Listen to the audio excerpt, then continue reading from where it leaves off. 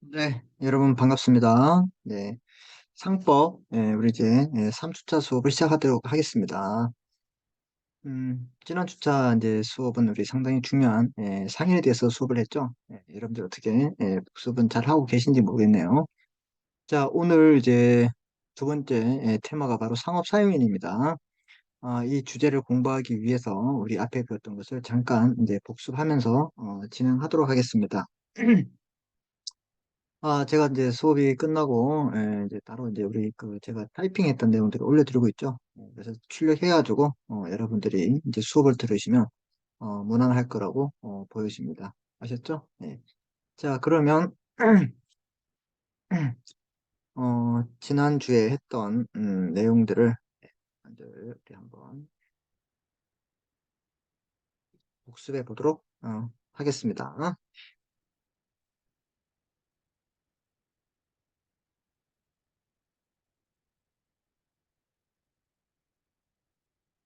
자, 보시면, 우리 이제 상인에 대해서 공부했습니다. 사례는 다음에 우리 상사 매매할 때 제가 본다고 말씀드렸죠? 그렇게 아시면 되시고, 이제 상인에 이제 관한 이제 개념을 공부했고, 그 다음에 특히 이제 이 입법례, 비교법적 고찰을 우리가 공부했습니다. 그래서, 상인주의냐 상행위주의냐는, 뭐, 상인의 개념을 먼저 정하고 그 행위를 하는 사람들의 유형을 상행위로 볼 것인가, 이런 입법, 우리 상인주의를 했고, 상행위는 상행위를 먼저 열거해놓고 그 행위를 하는 사람이 한정돼 있죠. 그래서 그 사람들을 상인으로 본다. 이게 바로 상행위주의다. 우리나라는 절충주의를 택하고 있다. 이렇게 여러분이 이제 보시면 될 것 같습니다.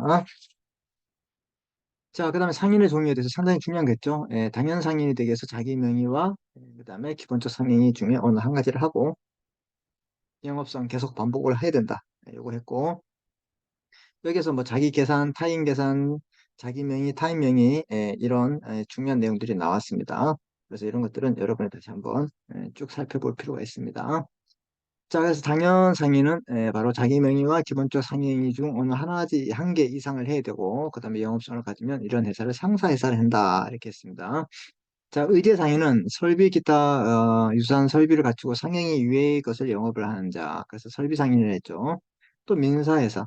자, 46조 이외에 농업이나 어업을 바탕으로 이제 회사를 만들 수 있습니다. 이런 회사를 우리가 민사회사라 합니다. 그래서 어떤 회사이든 다 상법을 적용받습니다. 자, 그 다음에 우리가 상법 상인에 해당되는지는 먼저 의제 상인이 되느냐, 그 다음에 참 상업 당연 상인이 되느냐, 아니면 의제 상인이 되느냐, 이 두 군데 다 해당되지 않는다. 그러면 우리 상법상 상인이 아니기 때문에 상법의 적용이나 상법의 보호를 받지 않는다고 말씀드렸습니다. 그거 여러분들이 기억나시죠? 네, 그렇게 보시면 되고요. 여기 박스 안에 있는 내용들은 여러분들이 제가 해설을 해놨기 때문에 다시 한번 여러분들이 보시면 됩니다. 소상인은 회사가 아니고 그 다음 자본금 1,000만 원 미만인 상인을 말하고 있습니다. 회사는 상호를 사용할 수 없어요. 너무 소상인이기 때문에. 그래서 이런 소상인은 상호 지배인, 뭐 상업 등기, 상업 장부 같은 것을 사용할 수는 있지만 사용하더라도 상법상의 이 상인에 대한 규정은 적용되지 않는다. 이렇게 보시면 됩니다. 자, 뭐 상인 자격의 취득에서 자연인 더 빠르게 개업 준비 시를 보고 있다. 이렇게 보시면 되고요. 자, 그다음 조합은 1인이 자격에 취득하면 된다. 그다음에 법인은 법인 등기를 완료하면 되고. 그다음 공익 비영리 법인은 공익 달성하는 데 한해서 중간 법인은 절대로 안 된다. 알았죠? 농협 이때 농협은 이제 단위 농협을 말하고 있어요. 축협 수협 같은 것들. 공법인도 일정한 경우에 되지만 그다음에 특수공법인은 안 됩니다. 그다음 이제 영업 능력은 이렇게 제가 권리 능력, 행위 능력을 말씀드렸죠. 그래서 자, 그래서 이제 권리 능력, 행위 능력 했을 때 이 개념들을 준비했고 그다음에 행위 능력은 이제 영업 능력과 같다고 이렇게 말씀드렸어요. 그래서 이제 뭐 이런 사람들은 동의를 얻어서 해야 되고 등기 사항이다. 이런 내용들 여러분들이 예. 그래서 피성형 후인도 등기 사항이죠. 등기를 해야 되기 때문에 등기 사항들이 있죠. 이런 것들, 이런 것들, 이런 것들이 있다. 예.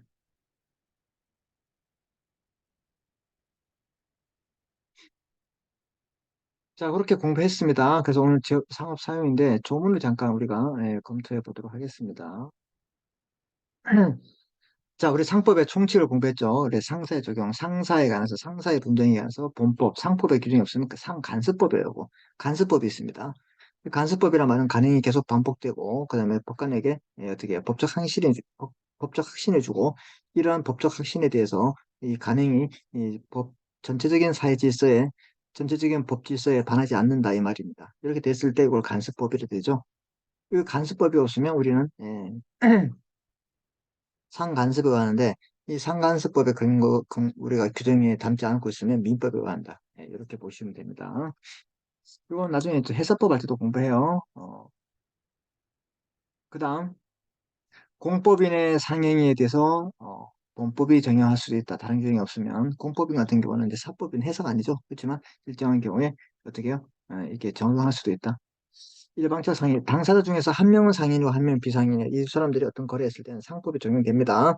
그래서 이게 일반 규정이 상법이고 나중에 이제 특별 규정이 있습니다. 상사매매 67조 이하.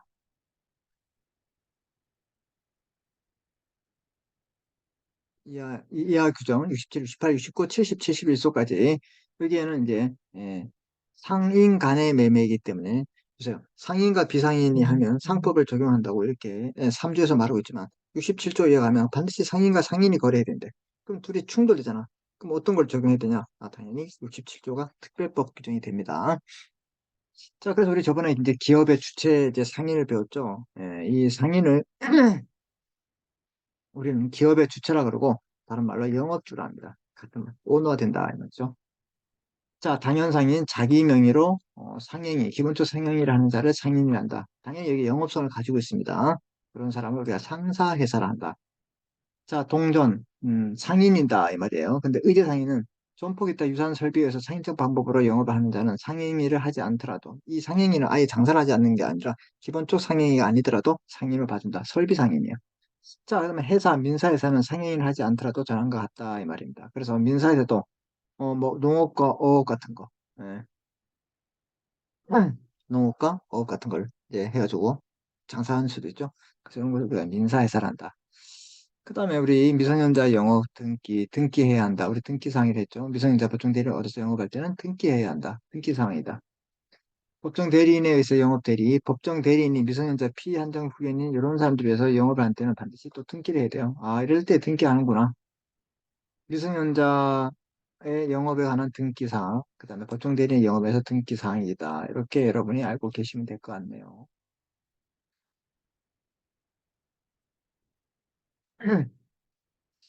그 다음에 지배인, 상호 이렇게 소상위에 적용하지 않는다.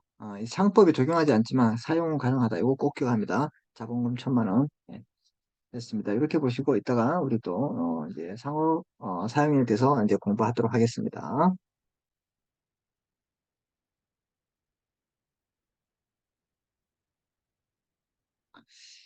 자, 이제 오늘 수업을 좀 들어가 보도록 하겠습니다. 오늘 수업 이제 경영 보도자인데 기존에 이제 뭐예요? 상인을 보조하는 자, 이 사람들을 우리가 상업 사용인을 합니다.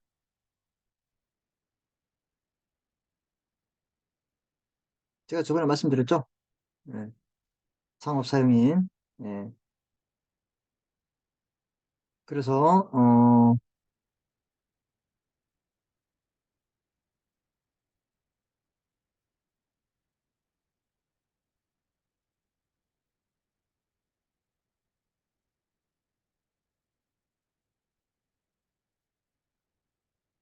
자, 그래서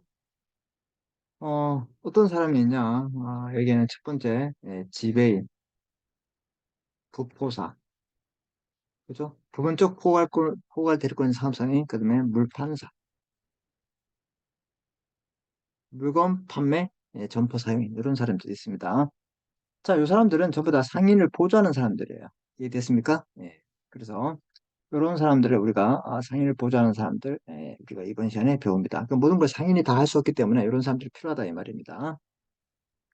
자, 요 사례 같은 경우는 우리가 좀 이따 보면서 공부하겠습니다. 자, 그래서 먼저 개관을 보시면 우리 위임을 보세요. 자, 지배인이 있고 부분적 포괄될 거리는 사용이 있다. 그 부포사 이렇게 말합니다. 그럼 물판사는 물건 판매 점포 사용인을 말하고 있습니다. 물건 전포 사용인. 자, 그래서 이런 사람들은 상업 사용이라고 기업 보조자입니다. 왜? 영업주에 종속돼 있죠. 그다음에 기업 내에 종속돼 있습니다. 이 사람들 당연히 상인이 아닙니다. 알았죠? 네, 상인이라면 틀려요. 이 사람들은 누구라? 음, 상업 사용인이다. 이렇게 말하고 있습니다. 자, 그래서 여기 보시면 상업 사용인이라는 제도의 취지가 뭐냐? 제도의 취지. 왜 이걸 만들었을까? 기업의 활동 범위가 넓습니다. 예를 들어서 여러분들 보세요. 뭐 은행이 있어요. 은행. 은행은 상인이죠. 상인입니다. 은행은 상인인데 이 상인이 모든 일을 할 수 없습니다. 그래서 누가 있냐? 지점장이 있어요. 뭐 과장님, 뭐 대리, 그다음에 점원 이런 분들이 있어요. 그다음에 백화점. 백화점을 보시면 이 사람들 백화점은 상인이죠. 기업의 주체죠. 그 사람들 도와주는 사람 있죠. 뭐 본부장. 그다음에 누구야? 뭐 부장, 대리. 그다음에 이제 진짜 점원. 이렇게 다 되어 있다 이 말이에요. 그렇죠? 그럼 이 사람들에게도 일정한 뭐 권한이 부여돼야 되겠죠. 예.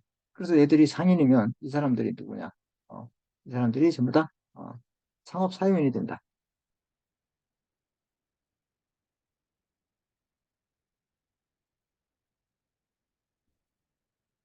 그래서 상업 사용인이 된다. 이런 분들이. 그래서 여기도 이런 분들이 이제 상업 사용인이 돼.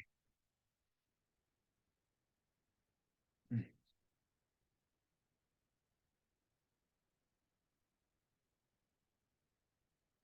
모든 것들이 이분들이 이제 백화점이나 이 은행 자체가 다 썼기 때문에 이 사람들 도와줄 수 있는 보조가 필요하다 이 말이죠. 그래서 뭐 지점장, 본부장 이런 분들 필요해요.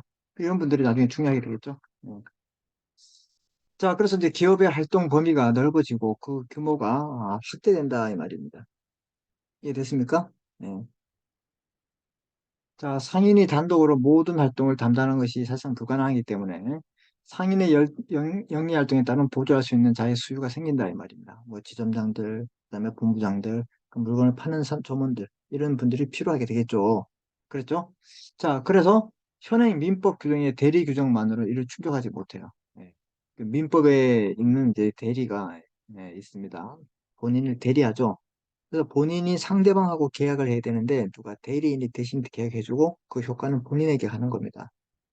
이해됐습니까? 그래서 이런 것들을 모든 이제 상법에 있는 상인까지 적용하기에는 좀 무리수가 있다 이 말입니다. 그래서 어, 상법에서는 각종 기업 보조자 제도를 두고 있다. 그러니까 세 가지: 지배인, 부포사, 물판사 이렇게 기억합니다. 자, 그래서 이렇게 기업의 인적 보조자를 분류하면 우리 영업적 보조자, 기술적 보조자를 분류할 수 있는데 뭐 이렇게 돼 있어요. 이거 뭐 참고하시면 되고 영업 보조자와 기업 보조자가 있는데 이 영업적 보조자는 기업 내에 종속되어 있어요. 그래서 지배인, 부분적 포괄 대리권, 상업사용이 물판사 하게 되고 기업 외에 있는 것들은 이제 어디에 있냐면 우리 배울 이제 상행위에 나와 있습니다. 그게 대리상, 중개상, 밑항에서 운송, 주선 이런 사람들은 전부 다 보조자예요. 보조자지만 영업적 보조자예요. 그래서 이 사람 기업 내에 종속되어 있냐, 아니면 밖에서 이 사람들이 독립돼서 보조를 해주느냐. 뭐 대리상 우리 뭐 휴대폰 같은 대리 좀 많잖아요. 그다음에 우리 뭐 중개인들, 뭐 상행위를 중개하는 사람들, 위탁 펀드 매니저 같은 사람들, 운송 주선인 이런 사람들은 외적에서 다 보조해주고 있고 기업 내부에서는 뭐 지배인, 회사에 종속돼 있는 사람, 지배인, 부장, 가장, 점원들, 이 사람들은 내부에서 보조해준다. 이해됐습니까, 여러분? 네, 그런 이야기들입니다. 자, 이렇게 보고 뭐 기술적 보조자 이거는 이제 몰라야 됩니다. 이 상법의 기준이 있기 때문에 개념. 지배인을 이제 포함해서 특정인에게 종속되어 대리권을 가지고 대외적 활동을 보좌하는 사람을 말하고 있습니다. 그래서 상인의 이제 요건이 되기 위해 상업 사용인이 되기 위해서는 특정 상인에 종속됩니다. 지명령. 반드시 고용관계는 필요 없어요. 그래서 이 나중에 배울 중개인, 위탁 매매인 이런 사람들은 뭐야 그 특정 상인을 보조합니다. 지금은 몰라도 됩니다. 나중에 다시 알기 때문에. 그래서 일단 특정 상인에 종속되어 있습니다. 누구? KB은행, 뭐 신한은행, 롯데백화점 이런데 종속되어 있다. 영업과 관련되어 있고 상인으로부터 대리권을 부여받아야 됩니다. 이걸 지배권으로 합니다. 그래서 지배권. 이걸 뭐라 한다? 지배권으로 합니다. 자, 그래서 이제 우리가 이제 배워야 될 게 이제 지배인, 지배권에 대한 지배권의 의무, 이제 이런 것들을 이제 공부합니다. 자, 그래서, 이제 기본적인 틀은 제가 말씀드렸고, 이제 여기에 필요한 이제 사례를 좀 보면서 이번에는 먼저 정리를 좀 해보도록 하겠습니다.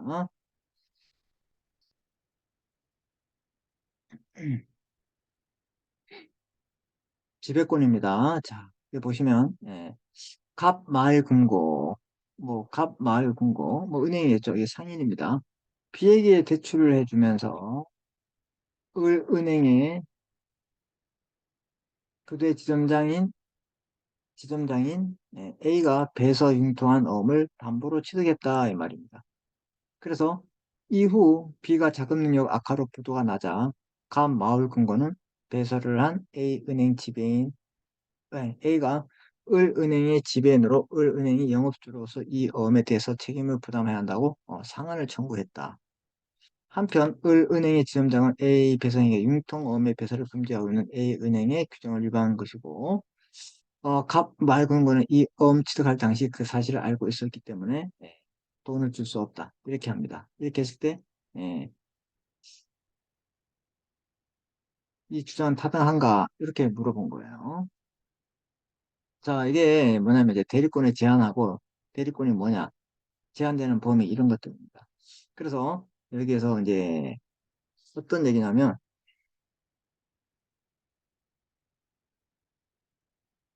어떤 얘기냐면 이런 얘기입니다.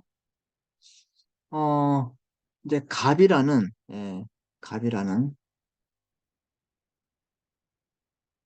마을 금고, 마을 금고가 이제 대출을 해주는 거죠. 대출, 대출. 대출을 우리가 이제 뭐라 하면 소비대차 계약이라 합니다. 또 돈을 빌려주고 하기 때문에.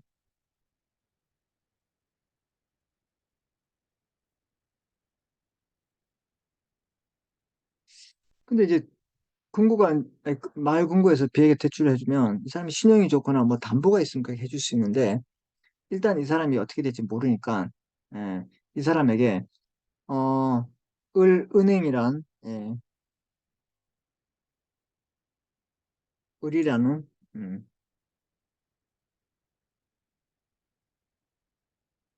은행에 예를 들어서 교대 지점에 있는 지점장이 있습니다. 지점장 A가 있습니다. 그럼 지점장이란 말은 뭐예요? 이 사람이 이제 지배권이 있다 이렇게 했을 때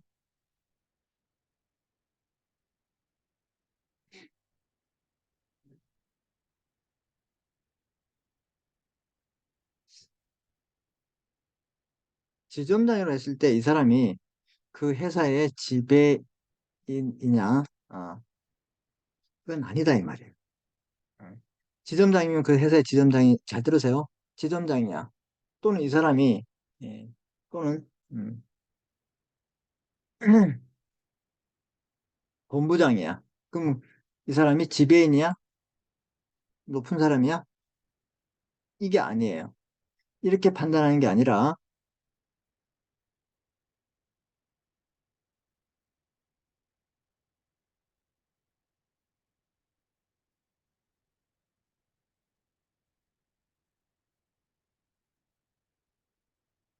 지배인 여부의 판단 기준은 뭐냐면 지배인 여부의 판단 기준은 예, 지배인 여부의 판단 기준은 지배권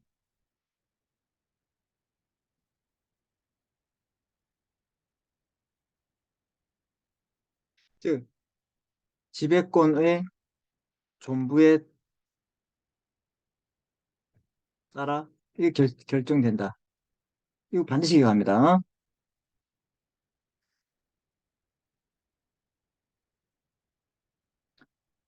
자, 우리 사례에서 지금 이 사람이 뭐라고 했어요? 예, 은행의 교대 지점장 A라고 했죠? 그럼 이 사람이 진짜 지점장이 이 사람이 지배인인지 아닌지를 알아야 돼.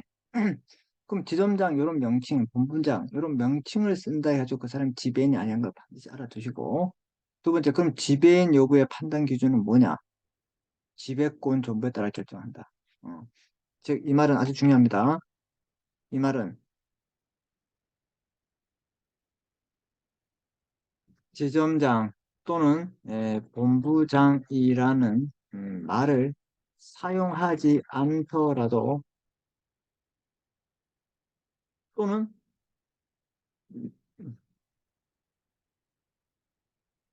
지점장, 본부장이라는 말을 사용하지 않더라도 또는 사용하더라도 그 사람에게 지배권이 등기되어 있으면 상법상 지배인이 됩니다. 반드시 기억합니다. 이거. 그래서 지점장, 본부장 이런 명칭으로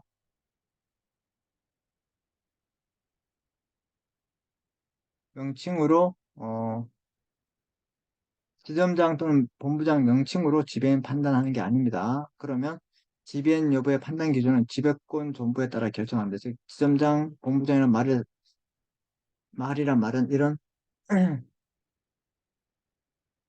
용어를 사용하지 않더라도 또는 사용하더라도 그 사람에게 지배권이 등기되어 있으면 상급상 지배인이 됩니다. 그러면 이 사람이 뭐 소장 아니면 이 사람들에게 실질적으로 뭐 책임자 뭐 부장 책임자 이렇게 쓰더라도 이 사람에게 지배인이 있다. 그럼 이 사람은 뭐가 되는 거야? 지배인이 되는 겁니다. 근데 보통 대다수 이렇게 지점장 이런 사람들, 본부장 이런 사람들에게 지배인의 등기를 해줬기 때문에 부른다 이 말입니다. 그래서 명칭으로 판단하는 게 아니라 지배권 유무에 따라 판단한다. 이걸 꼭 기억합니다. 알았죠? 예. 이거 기억해야 돼요. 자, 그래서 이제 우리 사례를 보시면 이렇게 말 근거가 이렇게 이제 B에게 대출을 해주면서 어떻게 되는 거야?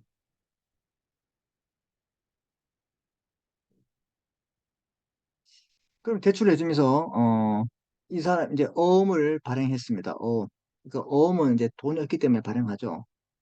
그래서 이제 대출을 하고 이 사람이 이제 B가 잘 들으세요. 이제 B가 어음을 주면 나중에 현금을 갖다 줘야 된다 이 말입니다. 그래서 현금을 이렇게 대출을 해주면서 잘 들으세요. 대출을 이제 해줬어요. 이렇게 시간적 흐름을 해볼게요.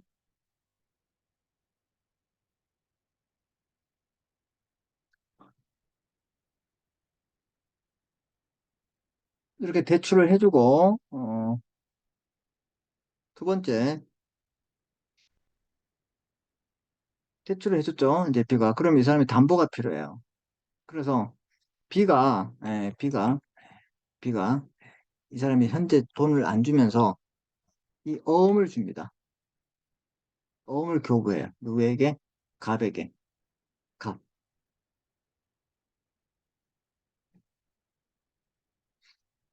그래서 이제 B가 어음을 교부한다. 누구에게? 갑 새말금고에게. 그러면 이제 어음을 가지고 있을 거 아니야. 누가? B가. 아, 참, 그 갑은이. 그럼 이 종이 쪼가리를 믿고 받았다가 나중에 만기가 되면 이 어음을 가지고 돈을 달라 하면 이 사람 주면 되는데 이 어음을 믿을 수가 없어. 이게 만약에 종이 쪼가리가 되면 어떡하냐. 그래서 그 어음에다가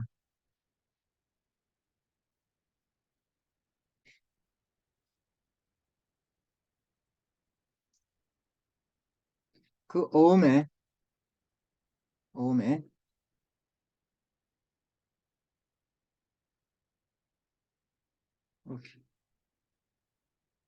어음에 은행 교대지점장에 어떻게 해요? 배서합니다. 배서란 말은 담보 책임을 부담한다는 배서를 합니다. 이해됐죠? 그러면 이런 걸 누가 주는 거야? 값 맑은 걸 가지고 있어요. 그래도 은행이 지점장이 담보를 했기 때문에 누가? 그래서 A는 왜 해줬을까? B하고 친구야. 친했기 때문에 해줬다 이 말이에요. 이해됐죠? 이걸 가지고 있었다 이 말이에요. 예.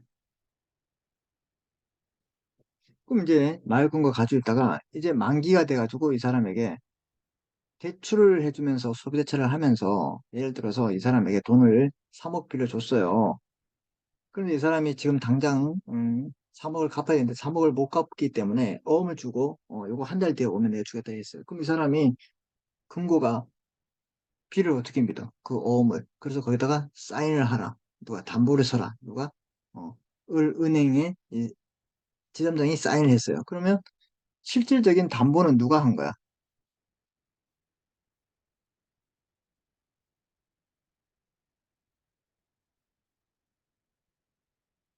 실질적인 담보 부담은 누가 하는 거야, 이제? 그렇지. 을이 부담합니다. 을.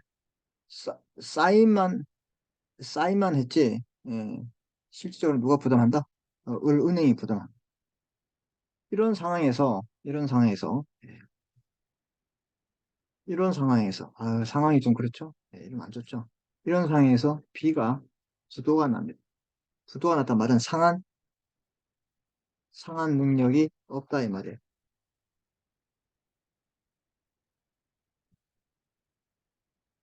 부도가 나면 상한 능력이 없다, 이 말이에요. 상한 능력이 없어.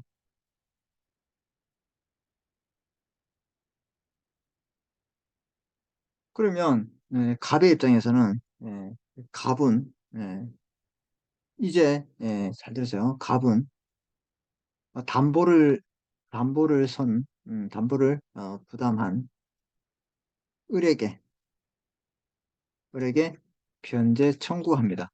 돈을 달란다, 이 말입니다. 이해됐죠?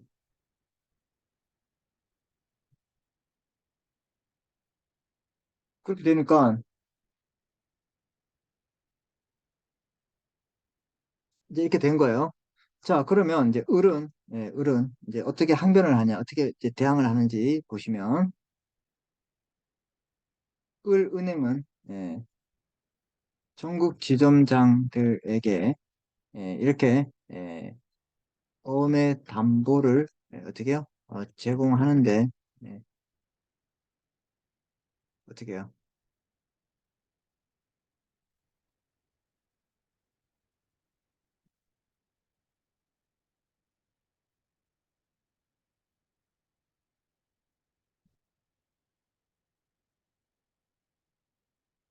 그렇게 못하게 내규를 규정했어요. 내규를. 예. 그래서 이제 내규를 규정했다. 그럼 이게 무슨 말인가? 이제 은행은 전국 주민들에게 혹시 어음의 담보를 제공하는데 관여하지 못하도록 이렇게 내규를 규정했다. 이 내규는 회사 자체이기 때문에 외부 사람들은 모르죠. 그리고 이렇게, 예, 담보 제공에, 관여, 못하게 하는 것은 이게 바로 지배권을 제한하는 겁니다. 지배권을 제한한다. 그래서 여러분 또, 중요한 게 뭐냐면, 이 지배권은요, 예, 이 영업주, 즉 상인을 가름해서 대신해서 그 영업에, 잘 들으세요. 그 영업에 관하여 재판상, 재판에 문제였을 때뿐만 아니라 재판의 모든 영업에, 예, 재판상 재판에, 예,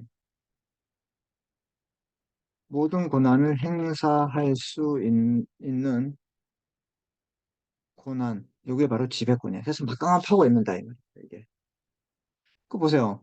영업주의 가름 대신해서, 상인의 대신해서, 즉, 뭐야, 을은행을 대신해서 영업에 가서 재판상 재판에 모든 걸 행사할 수 있는데, 여기 보세요. 이 재판이 아니라 재판 외에 영업에 관한 거. 뭐, 은행이 담보를, 뭐, 제출하면서 담보하는 업을 다 할 수 있잖아요, 지점장이. 근데 그걸 못 하겠다. 그럼 이것들 뭐야? 이건 바로 담보를 제공하지 못하는 것은 대표권을 제한했다, 이 말이에요.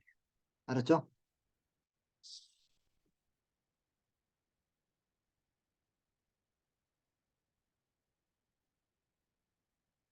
자, 그래서 이제, 에, 을 같은 경우는 항변을 합니다. 어떻게 했어요? 을은, 보세요. 이렇게 나는 다 못하게 했다. 이게 네 개를 규정했다. 그러면 이제 갑은 뭐라, 그래요? 알겠습니다. 이게 가요? 바보도 아니고, 갑은 뭐라 하겠어요? 갑은 이런 내규로, 지배, 지배권을 제한했다. 제한한, 그래서 모르고 있다. 이렇게 한다. 그래서 우리 법학에서 어떠한 사정 안다. 이거 우리가 악이라고 합니다.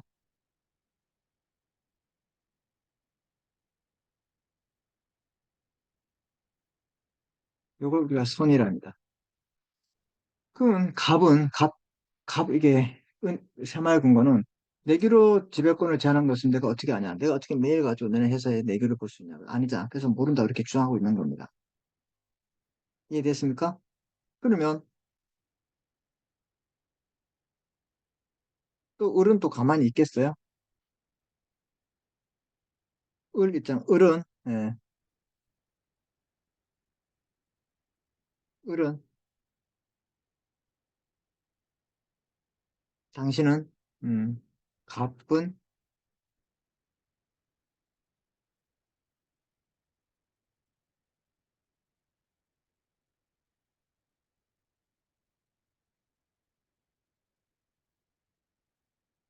알고 있다고 주장하겠죠. 예. 그래서 이런 사례입니다. 그래서 여러분 이걸 쫙 보시면 이제 사례가 이해되는데, 그러니까 논점들이 뭐냐면, 예, 지배권에 대리권이 있느냐 없느냐, 지배권을 제한했을 때, 제한하면 보호되는 제3자가 뭐냐, 선의의 제3자가 보호되느냐, 악의 제3자가 보호되느냐, 그거예요. 그래서 이런 것들을 여러분이 이렇게 하면 이제 다 끝난 거예요. 자, 보세요, 다시. 자, 보시면, 여기 보시면,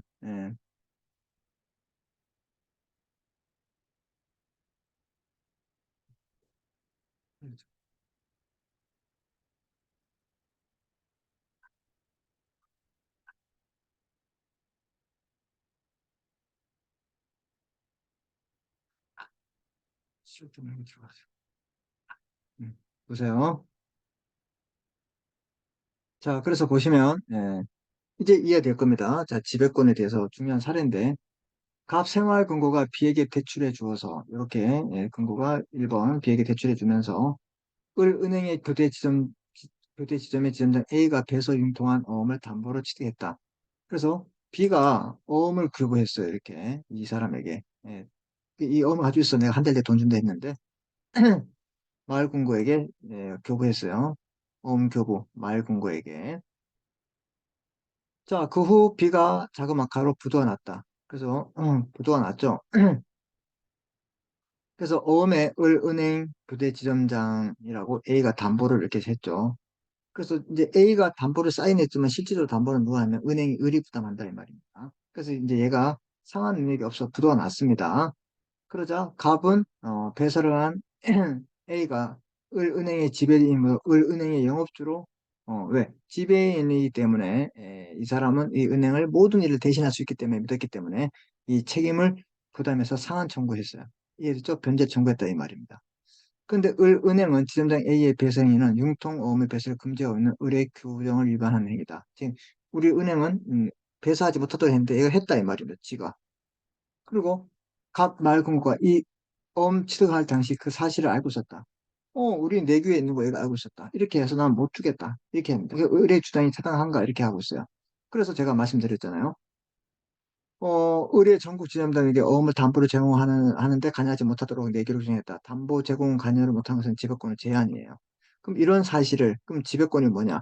영업주의 가름에서 그 영업에 대해서 재판상 재판의 모든 권한을 행사해서 막강한 권한을 하고 있는데 여기에 담보를 제공하지 못하게 한 것은 지배권의 제한이에요. 그죠? 그래서 갑은 내규로 지배권을 제한한 것에 대해서 모르고 있다. 이렇게 말할 거예요. 일단. 모르고 있다고 얘기할 거예요. 그러면 의뢰 입장에서는 갑이 그 사실을 알고 있다고 주장할 거 아니야. 이해됐습니까? 그래서 서로 이제 주장한다 이 말입니다. 그래서 여기에서는 어떻게 되냐? 만약에 이 지배권을 제한했다. 만약에 은행이 이제 지배권을 제한했다는 걸, 자 결론,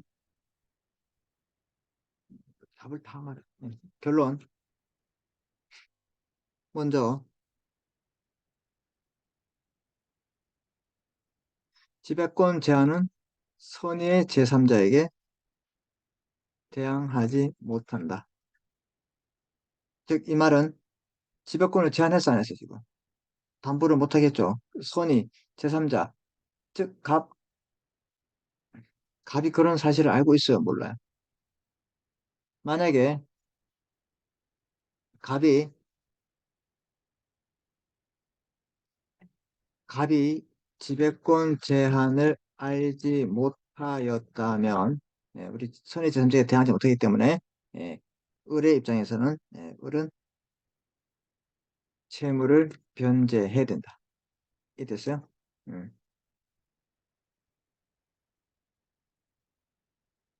만약 갑이, 만약 갑이 지배권 제한을 알고 있었다면, 악의 제3자가 됩니다. 그래서 을은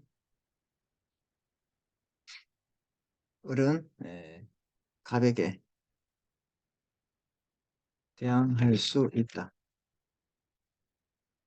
그러면 즉 변제 안 해도 된다. 이렇게 경우의 수가 두 가지 됩니다. 그래서 이게 지배권 제한을 알았느냐, 뭘 알았느냐, 이게 중요하다 이 말입니다.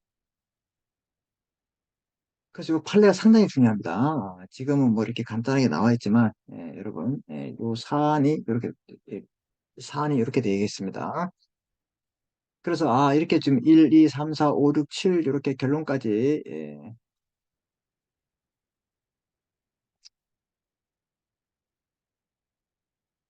8 이제 결론까지 이렇게 보면 우리가 그리고 이제 이 지점장, 보험장 면천으로 지배인을 판단하는 게 아니다. 이거 좀 기억하시고 지배인의 여부는 어떻게 한다? 이렇게 지배인으로 됐으면 됩니다.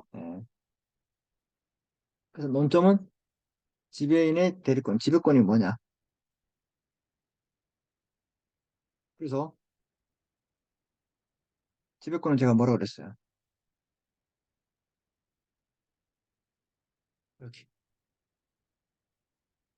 재판상 재판의 모든 권한을 행사할 수 있는 것. 이걸 지배권이라.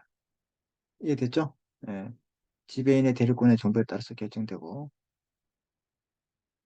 지배권의 제한은 회사의 이 재판상 재판의 모든 권한을 할 수 있는 것을 제한한다. 이걸 제한한다고. 이런 제한을 상대방이 알 수 있냐 없느냐에 따라서 그 보호되는 범위가 바뀐다. 이렇게 여러분이 보시면 됩니다. 이해되셨죠?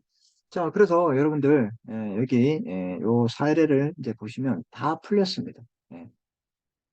그래서 이제 보시면 이제 여기 여기 이제 지배인에 대해서 보시면 이제 보시요. 지배인이란 영업주에 가름해서 그 영업에 관해서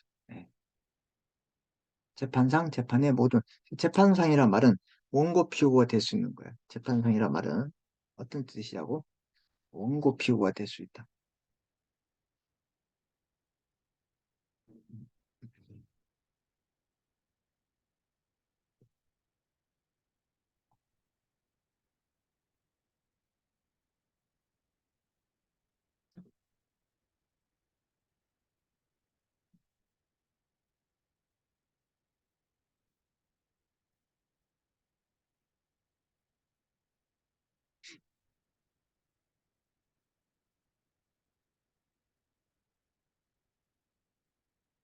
재판의 외란 말은 음,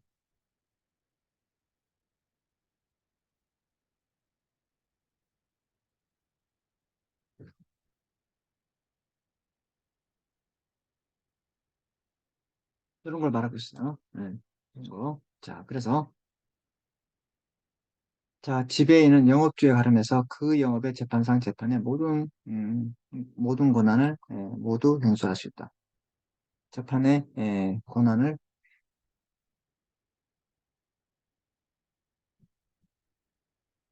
자, 그러면 이제 지배인은 이제 요걸 뭐라 그러냐? 이제 영업주에 가름해서 지배인이 영업주에 가름해서 그 영업에 대한 재판상 재판의 모든 권한을 할 수 있다.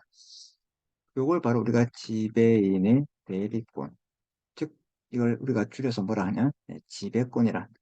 이걸 뭐라 한다? 지배권이라 한다. 지배권. 그럼 지배인의 지배권은, 그래서 이런 지배권이 있어야지만 지배인이 되는 겁니다. 지점장이라는 사람이 명칭은 그랬더라도 지배권이 없으면 안 되지. 지점장이라는 사람이 지배권이 있으면 그냥 되는 거야. 그럼 정식적인 상법상 지배인이 맞는 거죠. 예. 자, 그래서 만약에 지배인의 지배권에 대한 설명, 즉 지배인의 지배권은 영업주에 가름해서 재판상 재판의 모든 권한을 행사할 수 있는 것을 말한다. 맞아, 틀려? 틀립니다. 왜? 그 영업에 관해서 할 수 있는 거. 이해됐습니까? 예. 자, 여러분, 지금 여기 나와 있는 내용들, 우리 사례에서 거의 다 중요한 내용들 다 말씀드렸습니다. 이거 다시 한번 여러분 쭉 보시고, 좀 쉬었다가 이제 지배인부터 제가 다시 한번 이론 정리를 하고, 그다음에 이제 지배인의 의무에 대해서 우리가 다시 한번 공부를 해보도록 하겠습니다. 알았죠? 네. 그래서 여기까지 하고 좀 쉬었다가 이어서 하겠습니다.